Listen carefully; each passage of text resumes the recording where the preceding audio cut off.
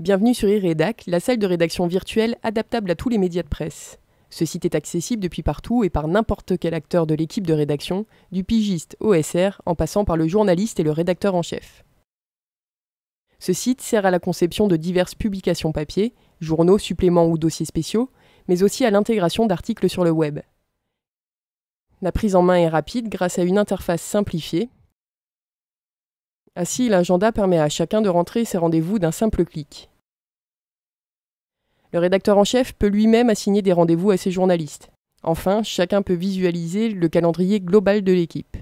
Pour plus de visibilité, dans notre cas, nous avons attribué un code couleur en fonction des missions de chacun, les relecteurs, les journalistes et les collaborateurs.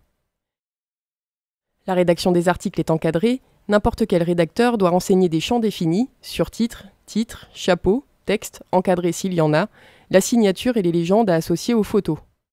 Les photos ou autres documents d'illustration, une fois rentrés dans iRédac, sont directement archivés dans une base de données indépendante. Dans notre cas, il s'agit de Phrasea. Il est possible de suivre l'avancement des articles et leur mise en page via des statuts prédéfinis. Noir ou vide, l'article est créé mais non écrit. Rouge, la rédaction de l'article est en cours. Orange, l'article est prêt à être relu. Jaune, l'article est validé par le relecteur.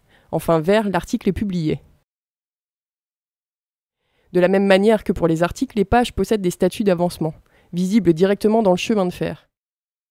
Noir à faire, rouge à monter, orange monté, bicolore à valider et vert validé.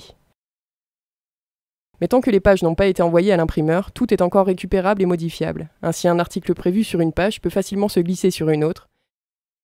La pagination peut augmenter ou diminuer, et chaque page peut être déterminée quadri, bicro ou noir et blanc. Enfin, une fois les pages montées, les graphistes ont la possibilité de transmettre via iRédac un PDF qui servira à la relecture.